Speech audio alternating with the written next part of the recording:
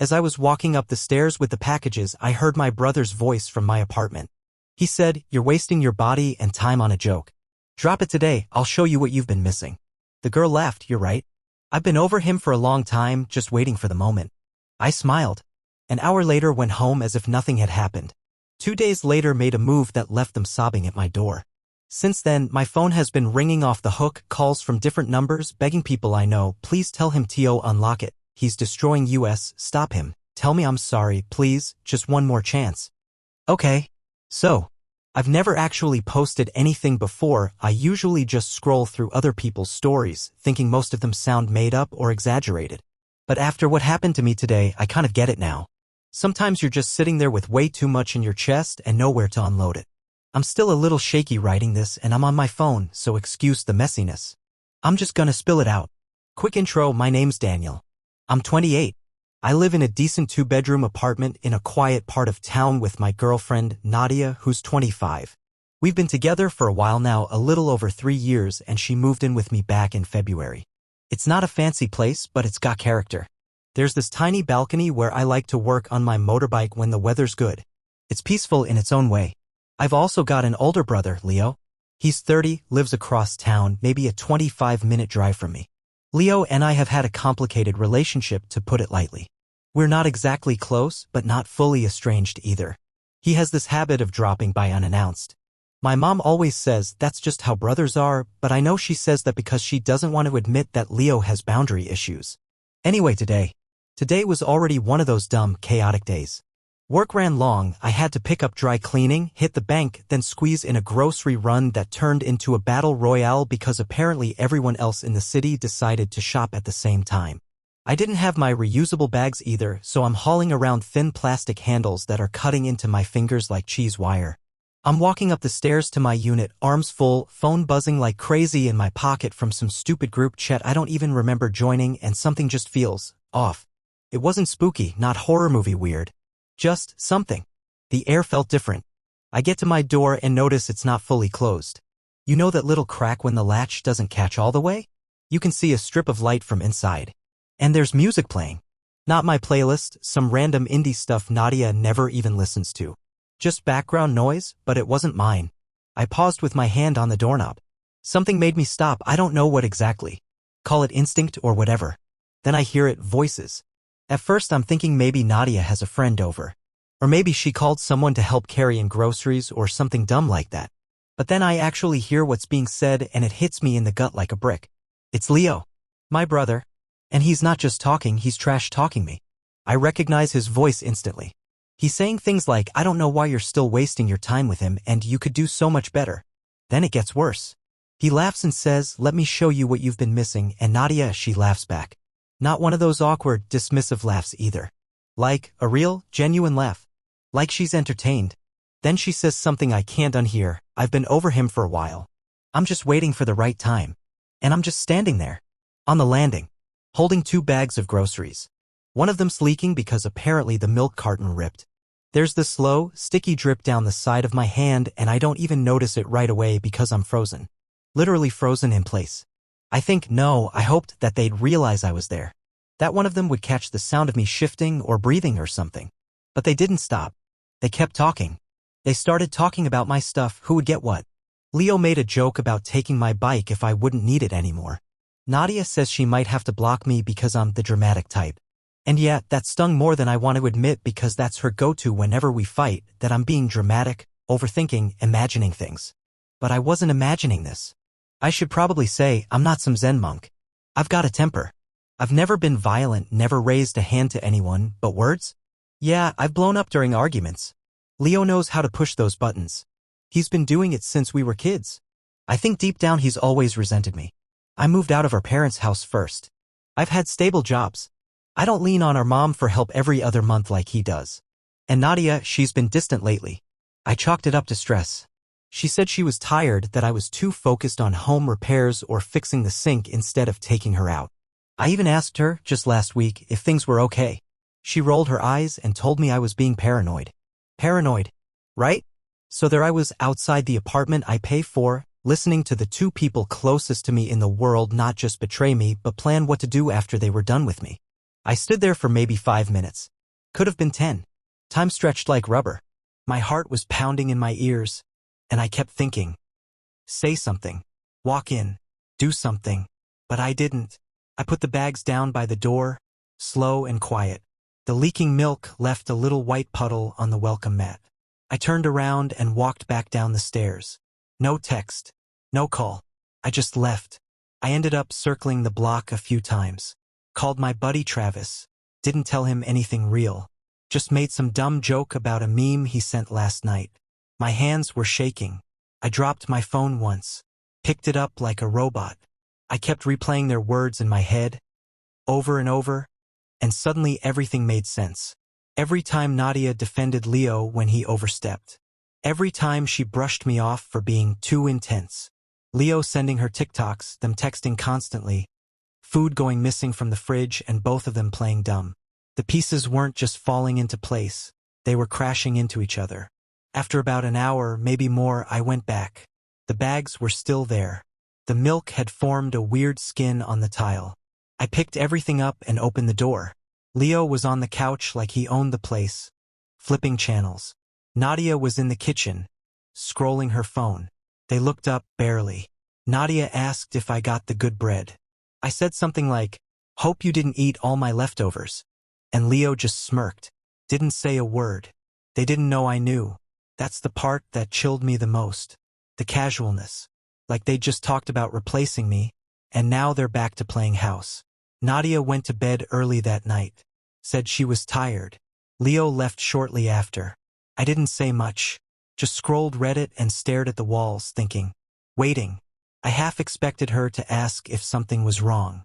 She didn't. I didn't blow up. I didn't confront them. I didn't cry. I just sat there, making a quiet promise to myself. I'm not letting this go. I'm not going to be the guy they get to walk all over while they laugh behind my back. I'm not playing the fool. I'm planning something, and when I move, they'll feel it.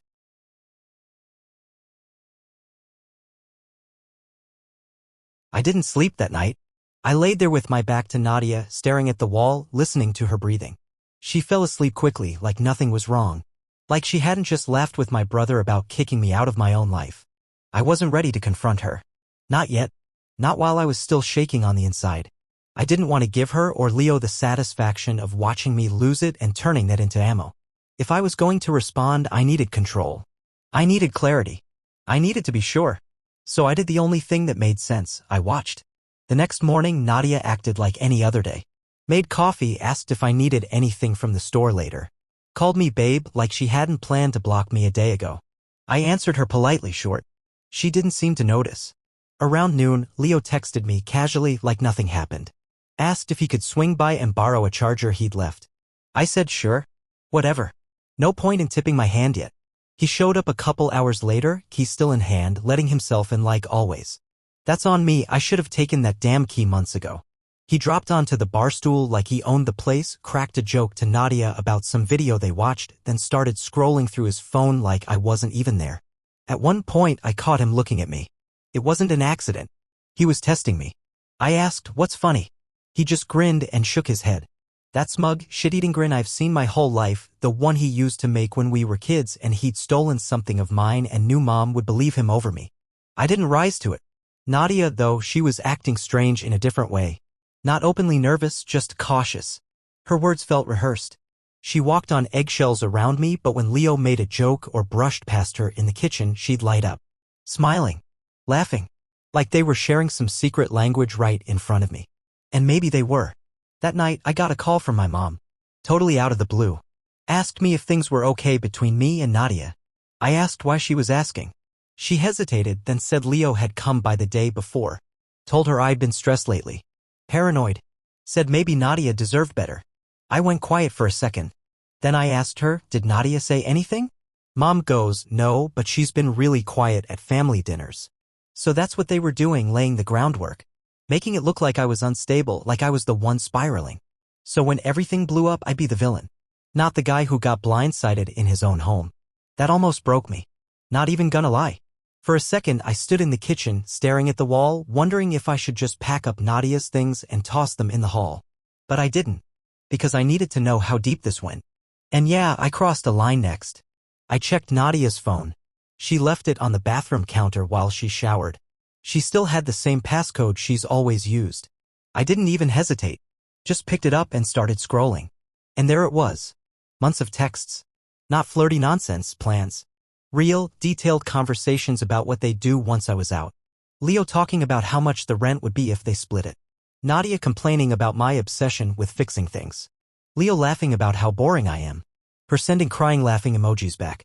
I found a message where Leo sent her a photo of my old hoodie, the one he borrowed months ago and never returned. Nadia wrote, "Can't wait to wear this around him just to see the look on his face." My hands were cold by the time I put the phone down. This wasn't just cheating. This was plotting. It was mean, calculated, cruel. And worst of all, Nadia's not even on the lease.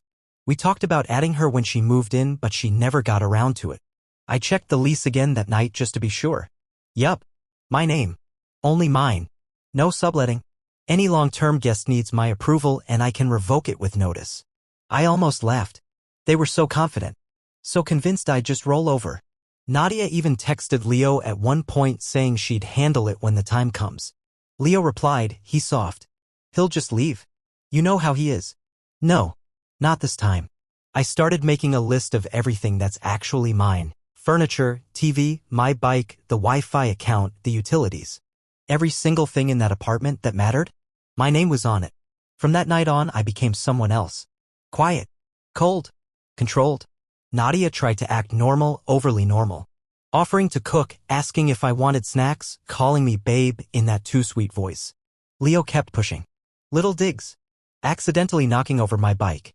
"Maybe you should keep it somewhere safer," he said with a smirk. One night I caught them arguing in the hallway. Nadia whispered that I was getting suspicious. Leo told her to chill, that I wasn't smart enough to catch on. Right? I started locking up my stuff. Laptop. Passport. Moved some emergency cash I kept to my parents' place. Didn't explain why, just said I was reorganizing. My dad raised an eyebrow but didn't press. And all the while, I watched. I waited. I listened. I made a plan. They thought I was clueless. They thought I was weak. Let's see how they feel once I remind them whose name is on the damn door.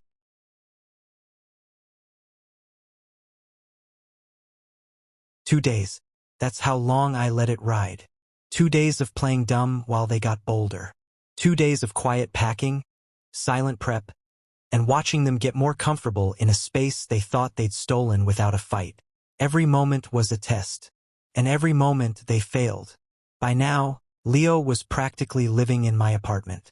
He'd stop by in the afternoon, let himself in, throw his bag on the floor, grab food from the fridge like he paid for it. Sometimes he even left his shoes by the couch, like it was his home. The gall of it, the sheer arrogance. Nadia started leaving her laptop open more often.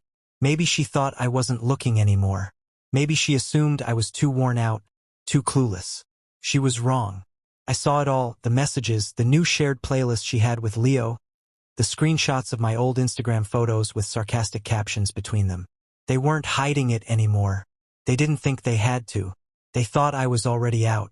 In their heads, I'd already lost. But they forgot one thing. I'm not the guy they used to mock behind my back. I was watching. I was documenting. And I was done. The first thing I did was call my landlord. I've always been on good terms with him. Not friends, but friendly. I pay on time. I don't throw parties. I fix little things myself instead of constantly bothering him. So when I called and told him I had an issue, he picked up on the first ring. "Hey, it's Daniel," I said. "I need to talk about some stuff happening in the unit." I told him the basics, that I had a guest, Leo, who'd overstayed, and that Nadia, who wasn't on the lease, had essentially moved in without following procedure. I didn't go into drama, just facts. He listened, then asked, "Do you want me to handle it formally?" I said, "Not yet, but I want it documented, just in case." Then I asked the real question. "Can I change the locks?" "As long as you give written notice and follow the lease terms, yeah," he said. "Let me know if you want to move forward with that." I told him I'd be in touch. Then I got to work. That evening, while Nadia was at yoga, aka probably eating frozen yogurt with Leo, I started packing her things. Not all at once. Just a bit here, a bit there. Bathroom drawers first. Her skincare, the curling iron, the extra toothbrush. Then her shoes. Her books. Her work bag. Her winter coat that still had dry cleaner tags on it. I didn't bother folding neatly. I wasn't malicious, but I wasn't gentle either. Everything went into big reusable shopping bags and a couple spare boxes I had in storage. Her chargers? Thrown in tangled. The decorative pillows she insisted we buy? Stuffed in a trash bag. I found Leo's hoodie, the one from the texts, and tossed it in with her stuff. I wasn't going to dignify it with attention. By the time she got home, 5 bags and 2 boxes were stacked by the door. She walked in, paused, stared at them for a second, and said, "What's all this?" I didn't look up from my phone. "You'll see." She tried to laugh. A weak, confused laugh. "What? Are we moving?" I didn't answer. She stared at me for a few seconds, then went quiet. I could practically hear the wheels turning in her head. I watched her take out her phone and start texting. Probably Leo. Probably he knows. I didn't care. Next day, I started the group chat. Just me, my parents, Leo, and Nadia. Nothing dramatic. No big speech. Just one photo of the bags and boxes at the door, and a message. "Nadia is moving out. Leo and Nadia, don't come to my place unless you have a reason. If anyone wants to know why, ask them." I'm done explaining. 5 minutes later, Leo left the chat. 10 minutes after that, my mom called. "Daniel, what's going on?" I told her flatly, "Ask Leo." She tried to press, but I repeated, "Ask Leo." Then I hung up. I wasn't mad anymore. I was focused, cold even. I didn't need validation. I didn't want apologies. I just wanted them out. That afternoon, Nadia tried to play her final card. She came into the living room in tears. Real ones or well-rehearsed, I don't know. She begged me not to do this. Said she didn't have anywhere to go. Said she never meant for it to go this far. I didn't flinch. She reached for my arm. I stepped back. Then, out of nowhere, she slapped me. Not hard, but sharp. Immediate. She gasped like she couldn't believe she'd done it. I turned to her and said very calmly, "You have 2 days to get your stuff out. After that, I'm donating it." She started screaming, threw a picture frame against the wall, kicked one of the boxes. I didn't say a word. 15 minutes later, Leo was pounding on my door. "Open the damn door, Daniel." I didn't move. "I know you're in there. Don't act like a little bitch now." I cracked the door open just enough to see his face. He looked furious, red-eyed, breathing hard, fists clenched. "You think this is gonna end well for you?" he spat. I shrugged. "You're not on the lease. You're not family here." He tried to push the door open. I shoved it closed and locked it again. Then I heard him kick the bottom of the door and storm off. My phone lit up, missed calls, voicemails, texts, family, friends, even some people I hadn't talked to in months. Everyone wanted the real story. I said the same thing to all of them. "Ask Leo." I scheduled the lock change for the next morning. That night, Nadia tried one more time. She came back after 11 p.m. I was sitting on the couch, lights off, watching the hallway through the peephole. When she knocked, I waited, then opened the door just a few inches. "Please," she said. "I just need a few days. I didn't plan for this." "You had months," I said. She tried to guilt me. Said Leo promised her it would work out. That they just wanted to start over somewhere new. That she never wanted to hurt me. I said, "You should have thought about that before planning how to wear my hoodie in front of me like a trophy." She froze, eyes wide. Then she turned and walked away. The next morning, I stood by the door while the locksmith changed the locks. Clean, quick, efficient. He even handed me the old key. I looked at it for a second, then tossed it in the trash. Around noon, Leo showed up again. But this time, he couldn't get in. He stood in the hallway yelling, pounding, threatening to call the cops on me. Said I was stealing her things. I had already taken photos of all the bags, logged what belonged to who. I had texts, lease copies, receipts. I was ready. I didn't open the door. A neighbor yelled at him to shut up. He left after 10 minutes of pacing, muttering, and slamming his fist into the wall. I spent the rest of that day in silence. Didn't even play music. Just sat on the floor with a bottle of water and let the quiet soak in. It was over. Not in the sense of some perfect movie ending. Not with closure or healing. But in the sense that the door was locked and I was on the inside again. That night, I got a message from my dad. I heard what happened. I don't like the drama, but I understand. Your house, your rules. It was the most support I'd gotten from him in years. I didn't reply, just stared at the message and let myself breathe for the first time in what felt like weeks. So yeah, I didn't blow up. I didn't break down. I didn't scream or curse or punch a wall.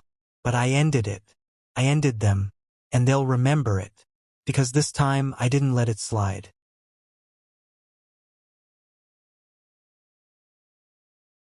The weirdest part? It didn't feel like victory. Not even close. You spend weeks holding it all in, planning every step, bracing for the explosion, and then when it actually happens, all you feel is flat. Not sad. Not happy. Just tired. The silence after the storm was louder than the storm itself. After I changed the locks, after the shouting stopped, after the last box sat untouched for 2 days, it was just me. The apartment was mine again, technically. But it didn't feel like mine. Not yet. The messages didn't stop. They actually got worse. I woke up the next morning to 37 missed calls. Half of them were from random numbers. Some I didn't recognize at all. A few were those weird, unknown caller types. One was a landline. Who still has a landline? I blocked them all. Voicemails started piling up. First from Nadia crying, whispering, begging. Then from Leo raging, accusing, acting like I overreacted. Classic. Emails followed. Then DMs. Even my Instagram got hit. Old friends I hadn't talked to in years were messaging me, saying things like, "Hey man, just heard what happened. You good?" Some were genuine. Some, clearly sent by Leo or Nadia trying to get through me sideways. And then came the handwritten note. Folded up and slid under my door. Her handwriting. A soft little "I'm sorry" on the front. I didn't open it. Just picked it up, walked to the trash, dropped it in. I wasn't looking for closure. I wasn't looking for an explanation. There was nothing they could say that would change what they did. Travis, the friend I'd called that first night, texted me later that week. Apparently Nadia had messaged him on Instagram at 2 a.m. asking him to talk to me. Told him she was losing it and that she never meant for any of it to happen this way. He didn't respond. She tried again the next day, even sent him a screenshot of our old texts like some weird nostalgic bribe. He sent her one sentence. He's not interested. I appreciated that more than I could explain. My parents got dragged in soon after. Leo showed up at their place, apparently crying. Told them I'd kicked him out on the street, that I'd stolen his stuff and turned the whole family against him. He failed to mention, of course, that he was trying to squat in my apartment behind my back and sleeping with my girlfriend. My dad called me after. Straight up asked, "Is this true?" I said, "He didn't tell you the whole story." He goes, I figured. Turns out he talked to my landlord, who he happens to know from way back. Landlord filled him in. Told him Leo tried to get on the lease without my consent. That Nadia had come back after the lock change and tried to re-enter, saying it was still her place. After that, my dad stopped asking questions. Just said, "All right. Your house, your call." My mom still tried to play peacekeeper. Called me saying maybe this got out of hand and don't let this break the family. But she couldn't look past the facts anymore either. And she stopped defending Leo after that. The group chat? Dead quiet now. Leo tried to blow it up for a while, angry voice messages, long rants, screenshots of old family photos like that was going to guilt me. I just muted the chat and moved on. Eventually he left. Again. This time no one asked him to come back. A few days later, Nadia tried one more time, and this one was truly desperate. I was in the kitchen when I heard voices in the hallway. Peered through the peephole and saw her. With her mom. They were standing outside the door, Nadia holding a little tote bag like she was just popping by to grab a sweater. I opened the door just a crack. Her mom jumped in first. "Daniel, can we just talk? She just wants a few minutes. For closure." I said, "You had weeks. Now it's done." Nadia stepped forward, tears welling. "I didn't mean for this." I cut her off. "You didn't mean to get caught." She tried to step forward. I blocked the door with my arm. Her mom started crying too. Said I was being cruel. That Nadia had nowhere to go. I said, "She has Leo. Let him fix it." Then I shut the door. They stood there for a while.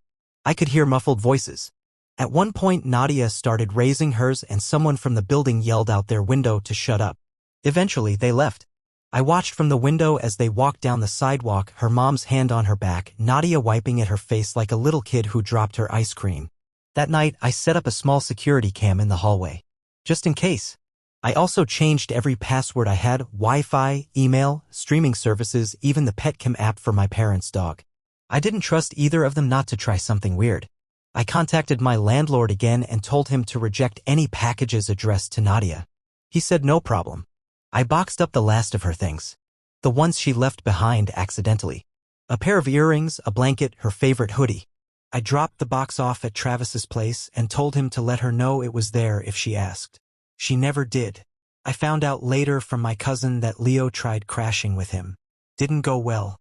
Apparently Leo still owed him money from something last year, so he got shut down fast. Same story with 3 other people I asked. He burned too many bridges along the way. Now he's couch surfing with someone from work who's already regretting it. Nadia lost her job, too. She'd put my address on all her employment paperwork. Now that she couldn't access the apartment, she had no proof of residence. I didn't do anything to make that happen. But when she tried to say it was my fault, I told her, talk to your new roommate. People still message me sometimes. Strangers, her friends, Leo's old buddies. One even said, come on man, you made your point. Yeah, I did. And now I'm done. I'm not angry anymore. I'm not even sad. What I feel now is a weird kind of peace. The kind that comes when you finally stop justifying yourself to people who never gave a damn about you in the first place. The apartment still feels a little empty. I keep noticing things that used to belong to her. A candle, a mark on the wall where her mirror was. It stings sometimes. Not because I want her back, hell no. But because I let someone like her take up that much space in my life. Never again. If you've read all of this and you're sitting there thinking, maybe you went too far, you've clearly never been betrayed by 2 people who knew exactly how to break you. This wasn't revenge. This was survival. And I finally chose me.